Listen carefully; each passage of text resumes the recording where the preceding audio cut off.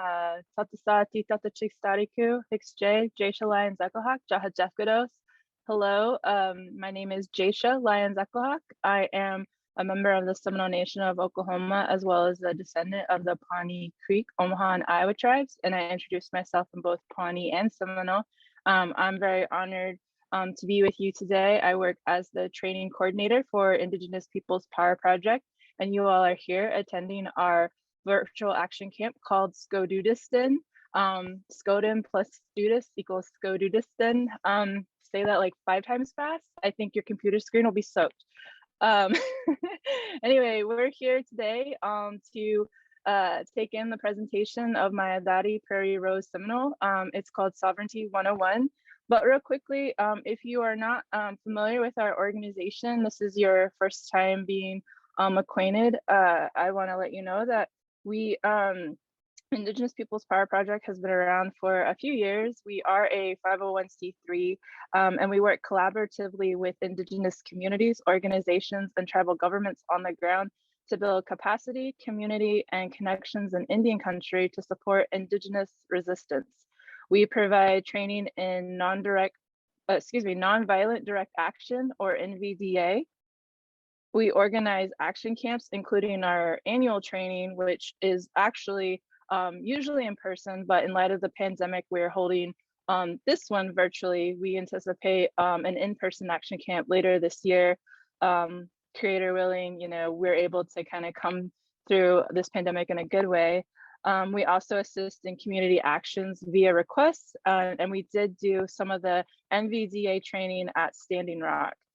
We also help in movement building in an effort to sustain Indigenous traditional ways of life and protection of the homelands. Before I go further, I also want to make an acknowledgement, a moment of reverence. In our way, in our physical trainings, we offer a prayer here. And so I want to provide that for us. If we could just take a moment to be silent and just give some gratitude to the Creator. Noah, Atias, Mado, Hisagabasi, we are thankful to you, Creator, for this beautiful day. We ask that you please watch over us and all of our family and loved ones.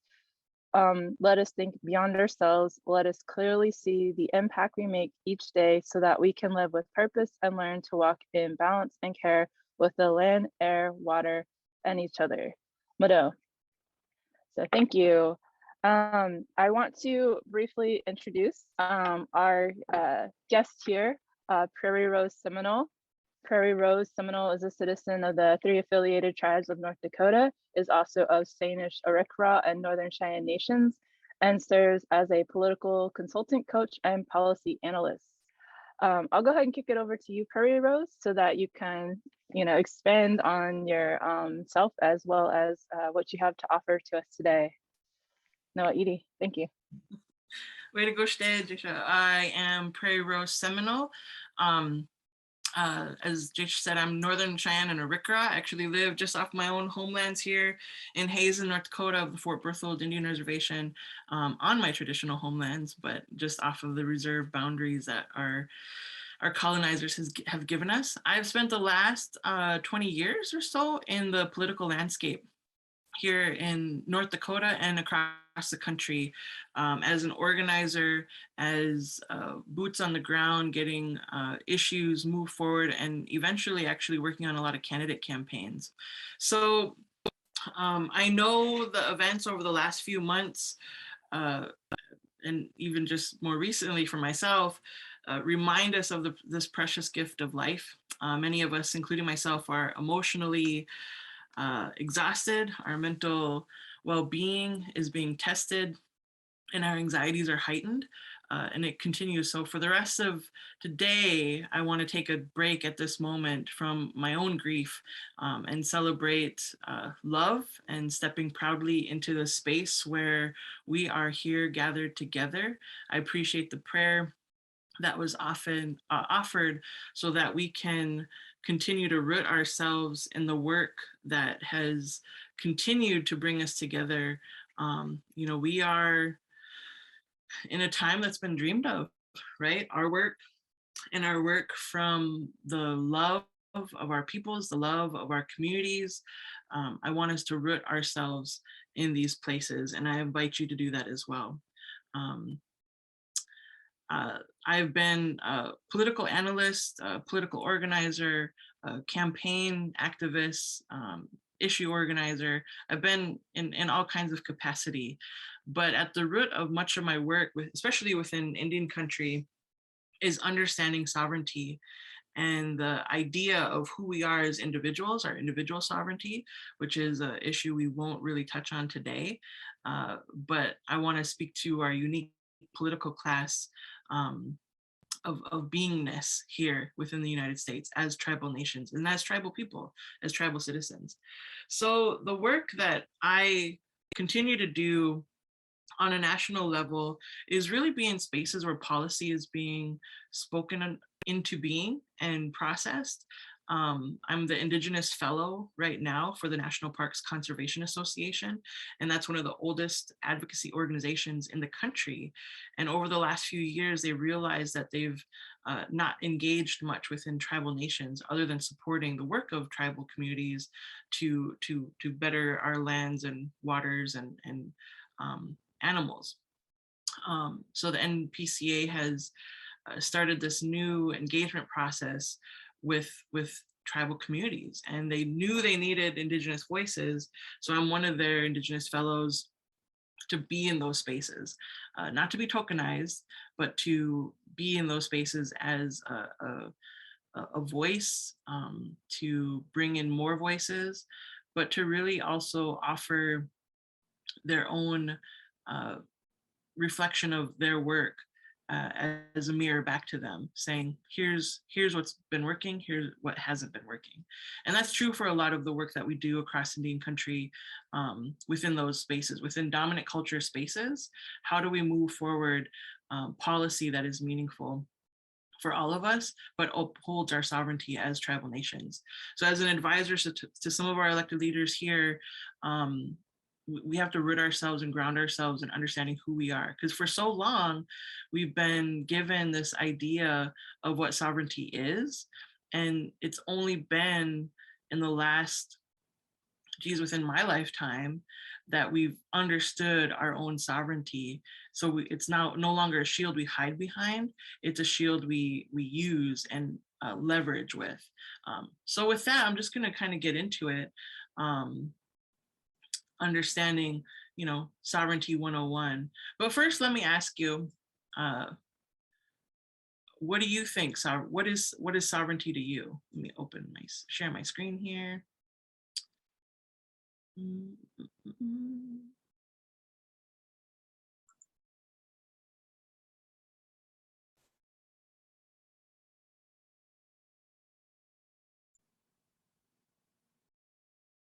One second. I have a weird screen that popped up about how I'm supposed to share. So let me fix that on my end. I think it's on my end.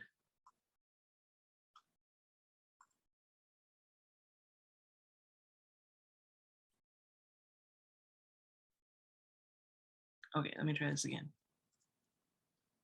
But yeah, if you can put in the chat box, tell us who you are, your pronouns, tribal affiliation, where you're from.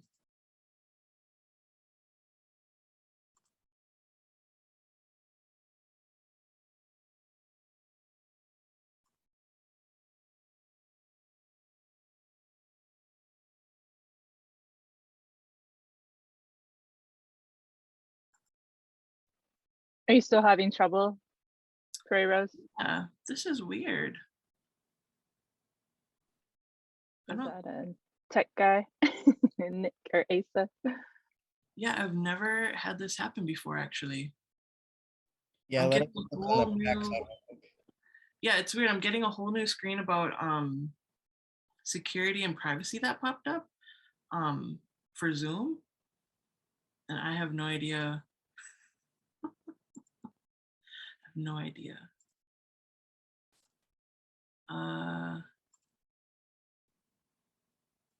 Weird. Jasha, let me email this presentation to you. Maybe you won't have this issue. Prairie Rose, I actually just made you host, so maybe check in again and Oh. see if it will let you go run through it now. Okay, let me get back in here. Weird, like this is never, I'm on Zoom all the time. I've never had this issue. All right. Yeah, and things are popping up that are not even on my screen. Like there's an iPad and other things on here.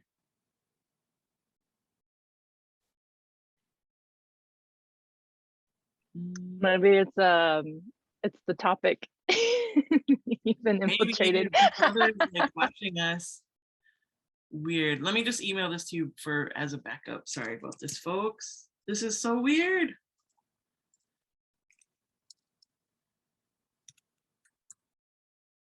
I've never had this happen before.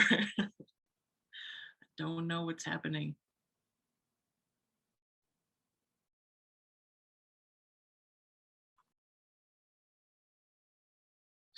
If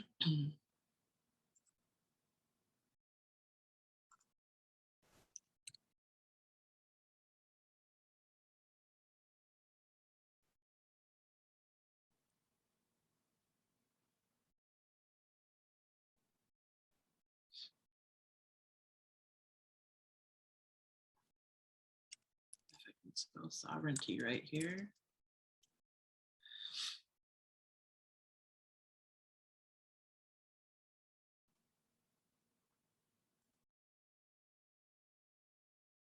Okay, it's on the way, Jasha.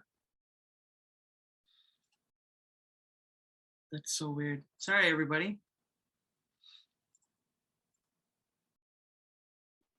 No worries. It gives us an opportunity to, I forgot to mention that we are providing a giveaway at the end of this session as a thank you to those of you joining us. So we'll pull one name for an IP3 shirt and some IP3 stickers. We can show you at the end. I think Asa has a photo of that, but yeah, please be interactive in the chat, and it helps increase your chances for the drawing.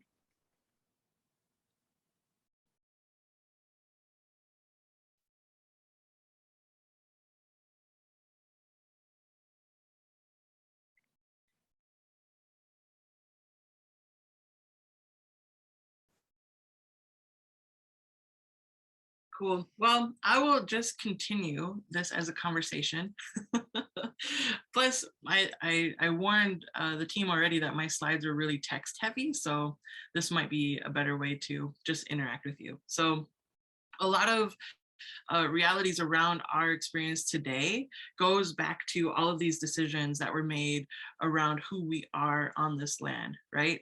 So sovereignty was something that existed with foreign governments and colonial powers before they came into our lands. And so some of our indigenous peoples actually had an understanding and relationship with these foreign governments prior to colonization here in what's now considered the United States.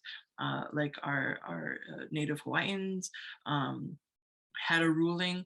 Actually, some of the Southwest tribes, I won't get into a lot of that history today, but we were recognized as sovereign powers already with foreign governments, largely France, Spain, and actually Norway and Sweden, and Iceland, which was considered part of one of the Nordic states at that time, considered indigenous peoples sovereign because we were here. They recognized us. It wasn't until later when our identity was challenged. So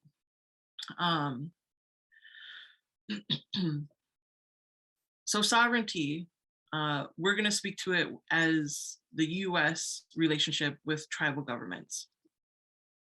Awesome. Thank you.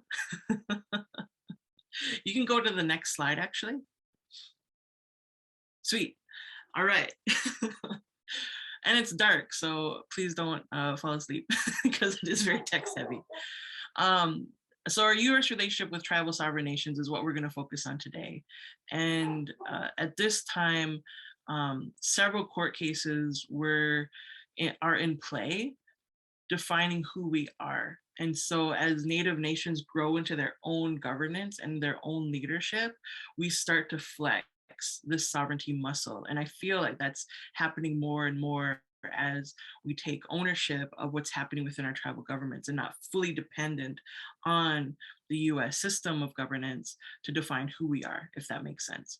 So during the Marshall cases, Chief Justice Marshall had said Indian nations had always been considered as distinct, independent political communities, retaining their original natural rights as the undisputed possessors of the soil.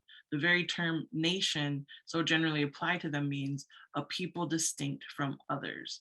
And so this is really what grounds us as a unique political class of people here within the United States. Next slide, please.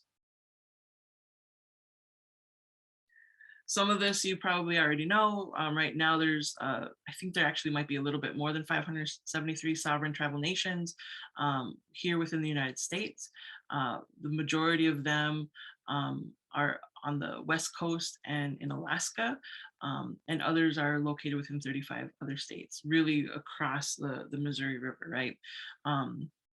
And the reality of relocation and removal happening until into really the 1960s and 70s, we saw this impact happening, and we're still trying to recover from so much loss in this country. And actually during the last administration, surprisingly, we got several tribal nations recognized at the federal level, which is incredible because we thought termination was back on the table, right? Because of this idea that this administration wanted to remove us as federally recognized peoples, which means we have a treaty relationship, nation to nation relationship with the United States government. And that changes when we're, one, federally recognized, and two, have land. So next slide, please. If there's any questions out there, because this is kind of all like overview, like it is the 101 of what sovereignty is. So just remember that anytime, stop me, ask a question, you know, remind me to breathe, that kind of stuff is good. Oh yeah, the Indy City earrings, thank you. Yep, they're awesome. Thanks for the compliment.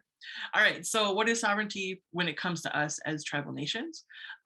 Within the Constitution, remember this isn't the reality of us not even being recognized or half recognized, but within the Constitution, in Section 8, there's giving us this status as making treaties with tribal nations. So the state recognized sovereignty versus the federally recognized sovereignty, and then the tribal nation recognition of sovereignty are three supposedly equal sovereigns. Not the people themselves, ourselves, right? But in some states like California, for example, the electorate as well as the elected, like the legislative body, both have equal authority and equal power. So that's true for a lot of our tribal nations. So within North Dakota, for example, my tribal government is equal to our state and federal governments, if that makes sense. Next slide, please. So this is getting to what I just tried to say to you, right? Further unpacking this. Sovereignty is the state itself, the power of dominion, authority, or rule. And it's that political authority of an independent state, whether it's tribal, state, or federal. We are recognized as one in the same authority. Now, our realities to this for many of our tribes is that we continue to fight for this. We continue to fight for this recognition. And the reality that they're on this next level piece, sovereignty can exist in levels. One sovereign can be superior to another inferior sovereign that in turn can rule over those below it. The reality is that the system wasn't made for us to be inferior or superior. We are supposed to be equal to, and we could work together. We can share and combine our powers, which we've actually seen in the past, tribal nations trying to collectively assert our authority in a way that influences policy, but not exactly sharing that power, if that makes sense. So imagine if our tribal nations were sharing some of that sovereignty, we could see partnerships. Like I think of just because it's fresh on my mind, the national parks system. Here's an authority managing our public lands within the Department of Interior, where tribes also exist, right? So who best to protect our public lands than tribal nations? So maybe someday we can get to a point where tribal nations and the federal government are sharing that sovereignty, and that really takes us a step closer to like situations like land back, right? We're actually seeing some of this happen in Montana with the Bear Paw mountains areas, Glacier National Park areas. What's the name of the one up north, even closer to the Canadian border? It escapes me at the moment, but we're starting to see some tribal nations sharing some power with the national park system. And eventually we're going to have to kind of create a whole new system where we not only share those powers, those sovereign powers to protect public lands and public spaces, but transfer that power to like tribal nations, right? So we can see a trajectory of giving land back. We're starting to see that in public or private spaces, but not so much in public spaces. So, so this takeaway for this slide, for the last two slides, sovereignty exists in different levels, but as tribal nations, we haven't been seen or defined as equally within those levels because of just the systemic pieces around us. You know, we're in a system that has been defined for us. We've been defined within that system, in that public space. And so we're not taught this until like law school or college or outside of the current education structures. Next slide, please.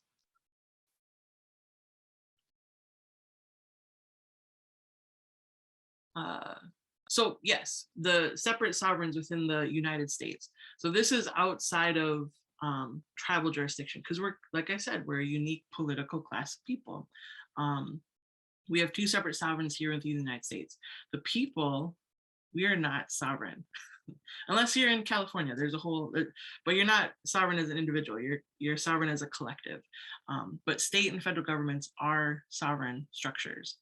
So you need those dual powers. So that's where we're starting to see all these lawsuits happen for Native vote, for example. A lot of my work is in the Native vote landscape, where we're seeing we need the federal compliance there because states are the ones who are making barriers for us to have the right to vote.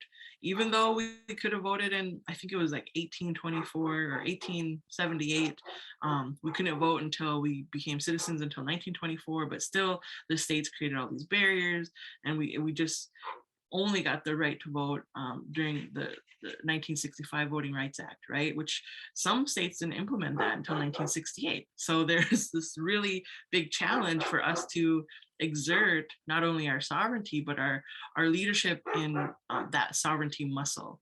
We can sue the states, we can sue the federal government, we can use our tribal authority in a way that leverages what we can do within our territorial boundaries. And that's different from those who are federally recognized but don't have like the land mass to leverage that. But tribes are taking that those steps to get land back as well.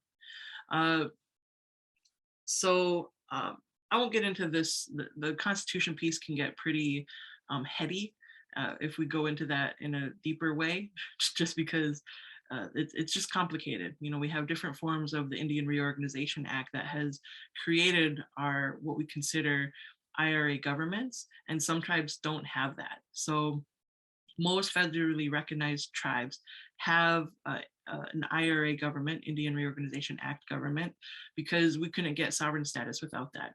That's where you'll see like this total dominant culture, oppression, authority on us because of this need to make sure that we are a Christian nation, this need to make sure that we had an acceptable form of government to be recognized federally, right?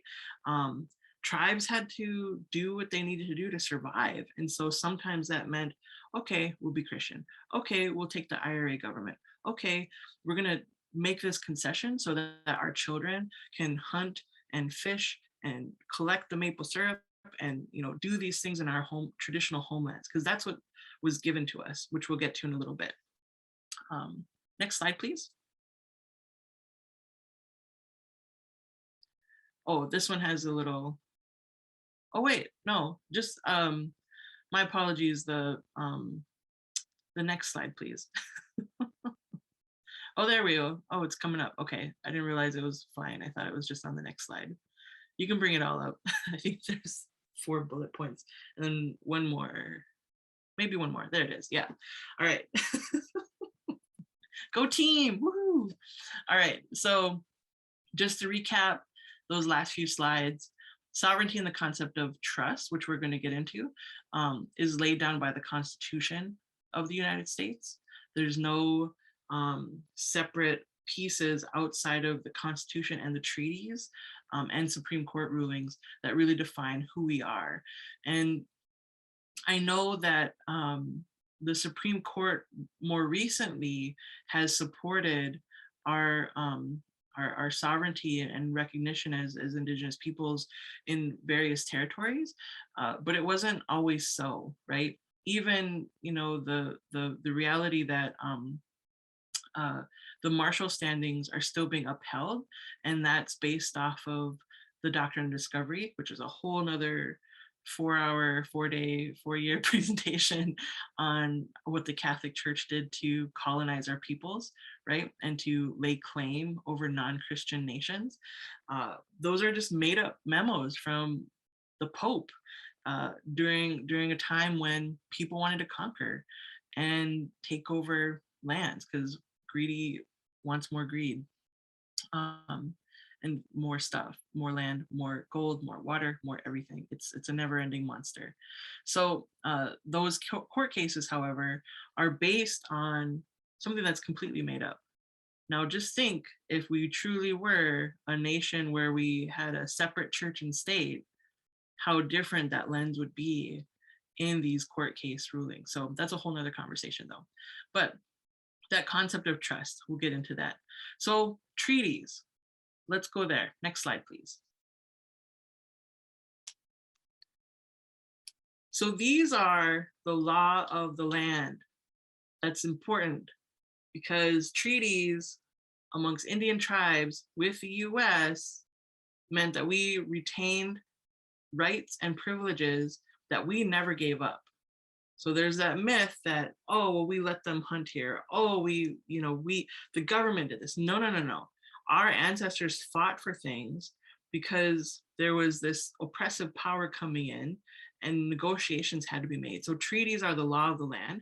And as we know from history, no treaty has been honored, right? Except for more recent court cases that are saying, oh, yeah, we didn't either finish that treaty, ratify it, right? Or we signed this treaty and we actually did give them all this land. So we need to recognize that all of this land is tribal land. Right? Go Oklahoma. But the reality here is that this is a new trend that we're starting to see, people reading their treaties. So I encourage you, if you don't know the treaties of your nations, check them out, see what it means. I was doing some work in Colorado just prior to the pandemic, and I challenged some of the folks in that room to look at the treaties in their spaces, but more importantly, look at like homesteading, and because a lot of their ancestors or ancestry are non-native, with the group that I was working with, and it was a venture into reconciliation, which I don't know if I think that's a good path for the group that I was working with, because how can you reconcile when there's no recognition of a time when it was good between us and them, right? How do you appease that? But that's, again, another conversation. But the homework that I had asked for was, what are the treaties of your land? How did homesteading become a thing within the territory that your ancestors claimed space in, right? And there was one guy who had did his homework and brought copies of the treaty. And I think it was with the, I want to say it was the Arapaho, because they were more in the Wyoming part of, or Wyoming corner of Colorado, right? Where Wyoming and Colorado meet. And the treaty, part of the document that he came in to read with us was really around how the removal of the Arapaho allowed for their family to homestead in that area. But the surprising pieces around that policy was that Arapaho children will be taken in perpetuity until they are Christian people, right? But like, it was just, it was maddening and saddening. And here, this man and his family doing this research, were like, it was at the expense of these other people that my family never knew, and their removal, and not just their removal, because removal wasn't like a friendly, like, we're evicting you, right? But the death of these people and their children, right, that allowed us to move here on this land where we could have stayed. I think it was California that their family came in from.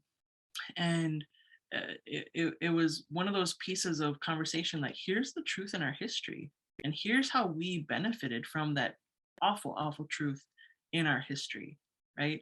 So even though sovereignty didn't quite exist in the same way that it does today, back then, times will be very different.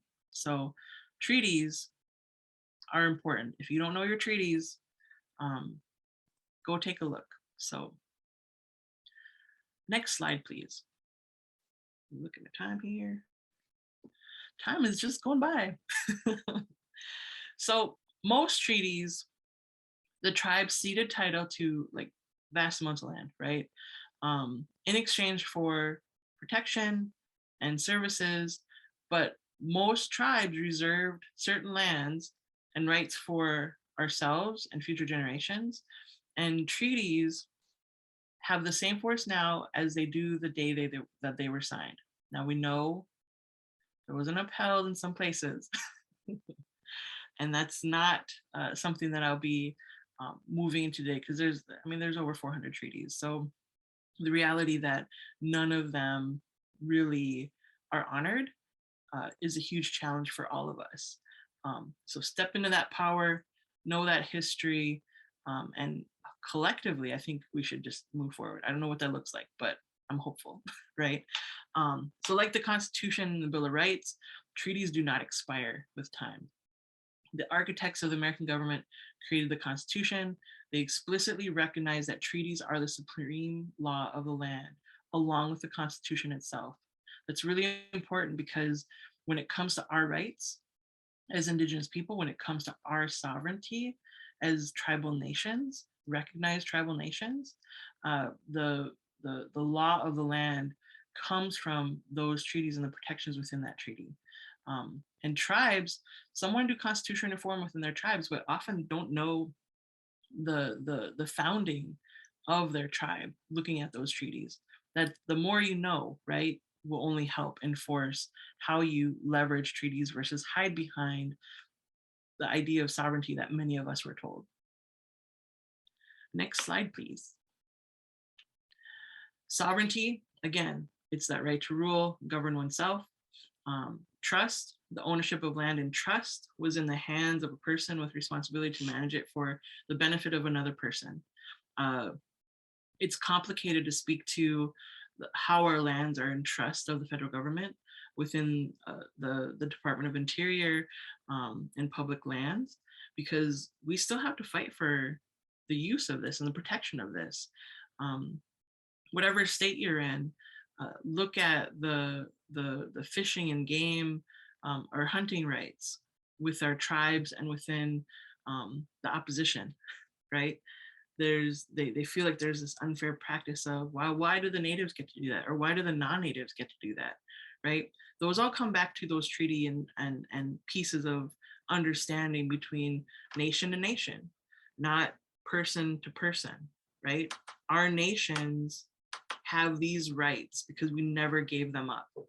And that's still within that trust responsibility to manage for tribal nations, public lands in those spaces. However, we still have those rights as a unique political class of people here within the United States. Next slide, please. So what promises did the United States make within these treaties? Protection for Indians from attacks upon our lands, and that included legal assistance. Now, how many of you within your tribes, sorry, my dog just escaped his kennel and just jumped up on the window here, so if you hear scratching, my dog is trying to get in the house. It's warm here though, it's 30 degrees right now, so it's a heat wave in Western North Dakota. So getting back to the protection for Indians from attacks upon their lands and legal assistance. Think about what that looks like. I don't know if you remember a few years ago when there was an occupation at a national park in, I believe it was the western part of the country, non-natives, right, armed to the T, taking over and occupying space in a national park, and nobody got charged with anything, right? And the same year, protectors lining up to protect our waters in North Dakota, and the militia was called out. Yes, the Bundy people. Thank you, Jordan.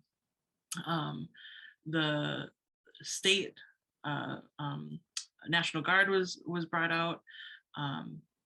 So there's this relationship, this trust that we're supposed to have because of these treaties, and some people just forget about that because nobody understands we are a unique political class of people with certain rights, and our states forget that. Our federal government forgets that, right? So if we had enough of us armed with this knowledge, think of what we can do. All right, so healthcare, it's what, 60% funded within the Indian healthcare services. That's why tribes are starting to take that over. Education, again, another piece that's completely underfunded through the federal government allocations. And again, some tribes are starting to take that over as well. Sovereignty and religious freedom, which laws had to be put in place. I mean, our religious freedom didn't really come until 1978, right? The American Indian Religious Freedom Act allowed us to finally be open about our faith, our non-Christian practices, our non-dominant religious practices, right? Because they're ours and we understand them, and we had to hide them, and some still continue to hide to this day, and that's okay because that's just people protecting their peace. But we did not give up that peace until later, again in the 1930s, when the Indian Reorganization Act came and said either you're a Christian nation or you're taking this federally recognized understanding of governance within the IRA government that looks like our government, right? And is completely corrupt in most places. Here's what this is going to look like. So, all right, and then confirmation and protection of certain rights, self-government, fishing and hunting rights, and jurisdiction over our own lands. It's important to remember that these were promises made that we are supposed to honor, and they are still legally binding upon the US by the 6th article of the US Constitution. They are still there. We never gave them up until, again, our tribal sovereignty in 1938.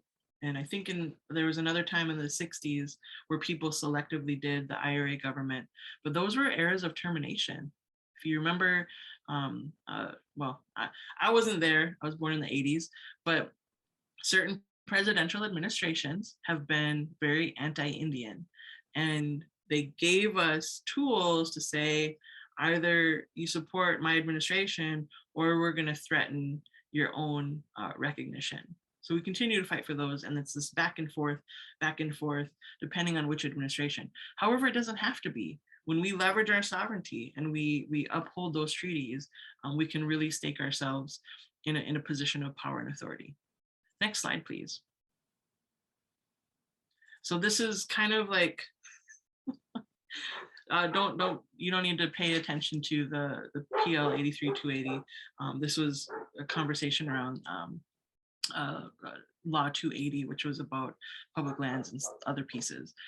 But so we have the Constitution, we have the federal and state governments, and the tribal government equal to federal and state government, but in our unique positioning because of treaties. Now, those who are not federally recognized can still get state recognition, but there's this myth that the door is closed on federal recognition and therefore no longer able to either put lands in trust or put the government in trust, because there's benefits when our lands are in trust because of those treaties, right? So it gets kind of complicated, but like I said, there's more federally recognized tribes today than there was 10 years ago. Even though we've lost a few tribes, we're still gaining smaller tribes and some larger tribes because movement is changing even within the organized affiliation of tribes leveraging their power, like National Congress of American Indians.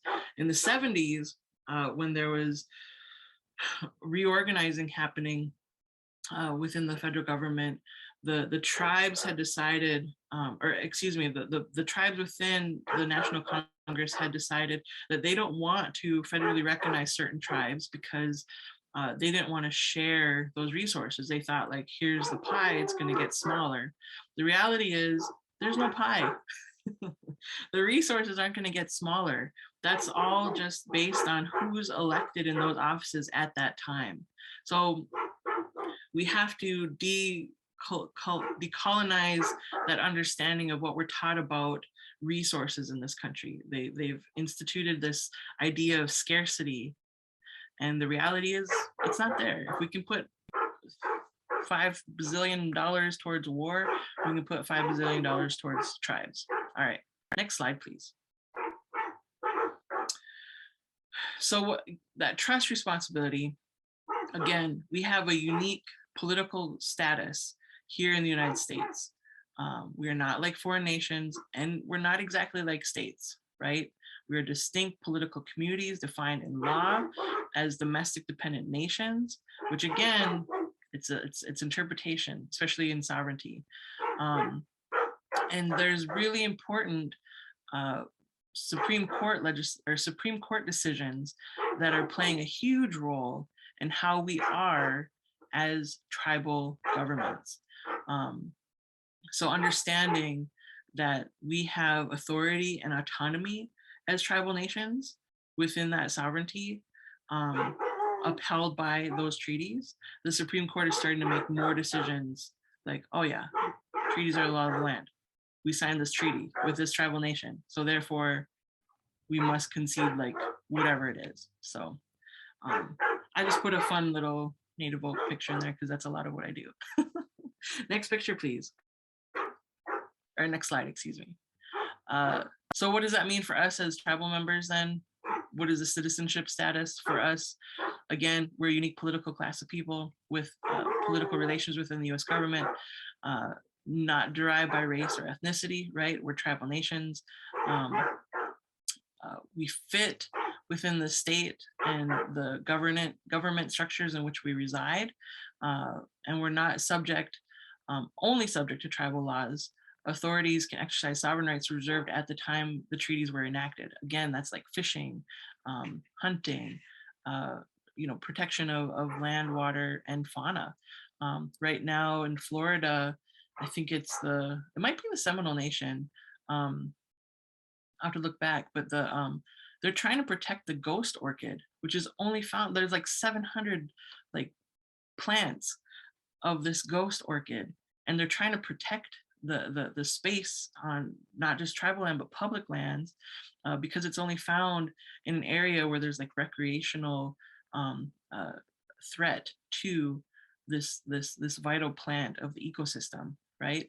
The Chumash right now on the eastern side of the country, western side of the country, are trying to, for the first time, get a marine sanctuary designated. That's the first time a tribal nation has moved for a federal designation, because we're realizing we can't do this all on our own anymore. We need to share those sovereign rights and protection. And we are within the Department of Interior, within these public land spaces. Let's leverage that. What does that look like? Sharing the responsibilities.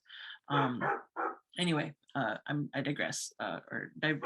1924 is when we got the right to be citizens, but again, we didn't have necessarily the right to vote.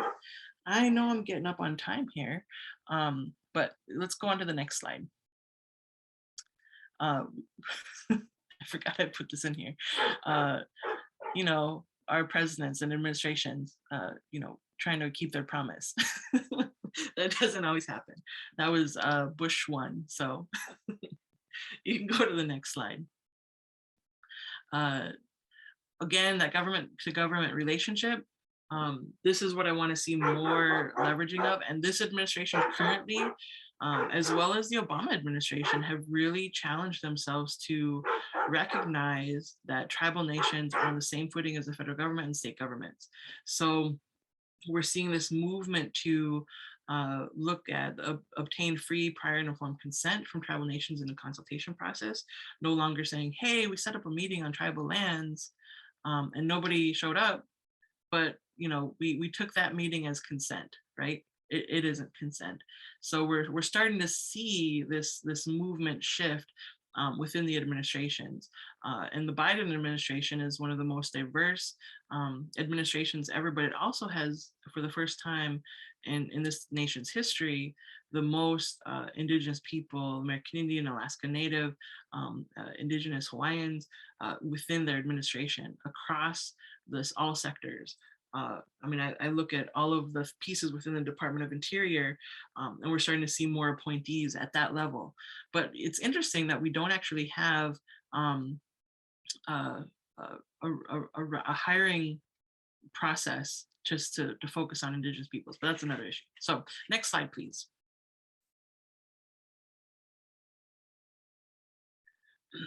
I just want to remind people we're going to be doing a drawing at the end here, so I'll try to wrap this up pretty quickly because I hope you all get your names called for free stuff. But at the international level, just want to throw this in there because again, our treaties are recognized as sovereign nations within our own right. And so at the international level within the United Nations, there is this existence of these articles recognizing Indigenous peoples, but recognizing our sovereignty at that international level. And the reality that there's countries moving this forward and ratifying this recognition means that they will have their own procedures dealing with Indigenous peoples within their own states and, excuse me, their own countries to recognize the authority, the autonomy, and the sovereignty of Indigenous peoples. You know, we're seeing a lot of opposition to this in places where resources, land resources, water rights are being challenged by Indigenous peoples, but this is being ratified across the globe in very many countries since the late 90s. So we're starting to see some pickup in this as well. Next slide. I'll just close with this one because I know this was a lot coming at you, and thank you for having me here, because this is one of these pieces where we're in systems that have defined who we are for a very long time, and it's time that we get into those systems, right? If there's a, you know, I see there's this movement of book banning, and somebody had tweeted, if you don't want people to ban books, run for that office, run for school board, and you will see that you don't have to ban books because you are now in that position, right? So run for elected office to get into these systems that were not designed for us. And we weren't at the table, right? Some elected leaders still want to hold that idea of superiority over us, and that's just not, that's a complete myth, right? So a little history. In 2016, 94 Native candidates filed to run for office. I didn't put the winners down yet. 2018, we had Native women going to Congress. We had the highest elective Native woman in Minnesota win. And in 2020, we had 72 Native candidate wins across the country, school board, you know, state legislative, city council, a lot of local races, and 6 of those went to Congress, right? Like, so that's a huge deal of getting into these spaces in which affect our lives, right? So think about, you're probably more qualified than people in those offices right now. So we can stop sharing. I know this was a lot. I'm happy to take some questions, but if we just want to wrap it up, I'll put my email in the chat, so everybody can just email me or contact me on social media, and hit me up there if you have any questions or want to connect. I just have a quick, can you hear me? Yeah, I can hear you. Go ahead. Hi, my name's Madeline, and I'm from like colonially occupied British Columbia. So I was just wondering, yeah, it's kind of like a unique political like landscape in terms of like, yeah, like my nation, it's unceded and there's no, it's not like the BC Treaty Commission is just very, I don't know how to like say it really. It's like colonization, like in modern day, ongoing, present. And like, for example, it's really interesting, our neighboring nation, the Nishka, their treaty. I don't know that, like I need to learn more about it. I'm more familiar with like the Delgamuukw, Gaseowe cases in the Gitsan-Wet'suwet'en territory, but I'm just interested in what your thoughts are on the BCTS, because I would just like to be able to like have a better like understanding of it and like explanation, I guess is what I'm trying to say. Also, thank you so much for this. It's like nice to listen to you and to talk about sovereignty and to feel affirmed and yeah, to be reminded that our natural state is abundance and that's what we're fighting to go back to. So, right. And how does that exist in like in today's time, in today's world, right? Thank you for your question and thanks for your comment. I'm not fully aware of what's because sovereignty in Canada is very different because you didn't have the same treaty system that we did in the States, right? You had a treaty system, you had a treaty process, and it affects tribal nations, Indigenous nations there differently than how ours are recognized down here. But I encourage you to like reach out to some folks that may know more about that, because Canada is not my area of expertise. totally. I know you had some really great candidates for your parliament and that would have upheld Indigenous rights, but I want to see more Indigenous people run for for those seats up there because there's a governance structure there that is impeding so much on the rights of Indigenous peoples in Canada, on land, water, animals. I mean, colonization is still live and active in claiming Indigenous lives there, and it's scary because per capita there's more Indigenous people in Canada than there are in the United States, and it's scary to see our Indigenous brothers and sisters up there in the situations they're in. I mean, our people are dying at the violence of colonization across the globe, but when you see it engaged in law and recognized in law and authority, that continues that trend of oppression and violence. And that's where we need more of our voices to step in those systems of power, which is challenging. That's a lot to ask. I mean, it's hard for me to ask people to step into systems that have historically been violent to our peoples. But we're starting to see more people step in that. Like even my own nation, a local one, we have 6 counties on our territories, and we finally have a native sheriff on one of those counties, and it's making a huge difference, right? Like we're starting to establish some trust and some like, okay, we got one in the system. How can we support them in this system, knowing that there's laws to uphold, but also knowing that there's challenges and there's, you know, nepotism or something from our own tribal communities where it's like, hey, brother, just let me slide with a speeding ticket, right? But whatever, like, you know, those little things, it also means our lives. So I encourage you to find out more about that, though. I apologize, I don't have a strong enough answer for the BTS. What did you call it? BTS? BC? CTS? Yeah. BC Treaty Commission. Thank you. Yeah, thank you for your answer anyways and for your time today. It's nice to meet you and just be in this space. Yeah. Do our IP3 folks want to do their raffle? Just kidding. Yeah, I'll just go ahead and come on here real quick. Thanks everybody, by the way, for checking out this session. I don't know if Asa wants to come on here. So we are going to be raffling off, doing a giveaway of a t-shirt and a couple of stickers and stuff like that. Asa, did you want to come on? I don't know if you have those with you. We need your mic. There you go. Yeah, too many buttons. Right. Yeah, so we'll be wrapping off a IP3 t-shirt and a sticker pack. I'll let you go ahead and take that over. All right. So everybody, I got my favorite hat here. And there's all the names in there. So here we go. Nice hat, right? Right. All right, here we go. I think I got one. All right, looks like we have Jordan Harmon. Is that backwards to you guys too? All right, everybody, Jordan Harmon. I'll keep this aside, and Asa, we'll grab more information from you to see where we can send this to you. But I'll keep your name aside. Thanks, everybody.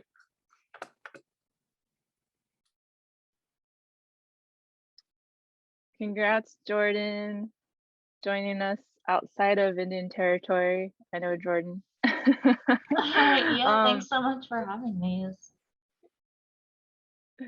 Awesome.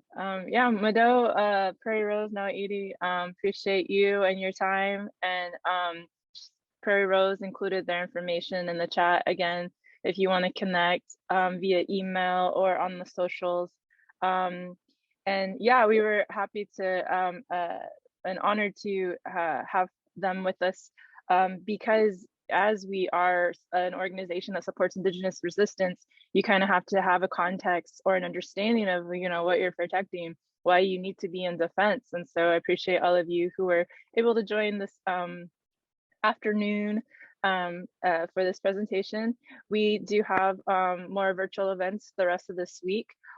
Join us tomorrow. We will be going on IG at IP3 Action, Instagram for our SKODOODISDEN Talks with the Homies, where we'll be talking with Ashley Nicole, who works with Indigenous Environmental Network, and learning about her work with the Green New Deal, as well as just other parts of her work as an activist. She is relatively young, an elder millennial, if you will, but has had her time in activist circles and movement building. And then we also will have another presentation on body sovereignty and consent culture with Becky Jones at 4 p.m. Central. This will be a Zoom presentation. And then we will have some movement with Holiday Simmons.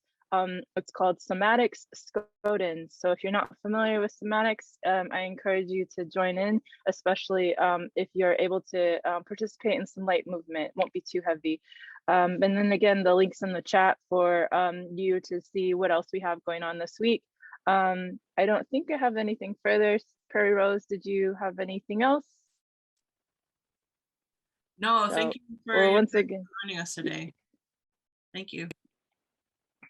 Yeah, so with that, we are closed, and we'll see you later.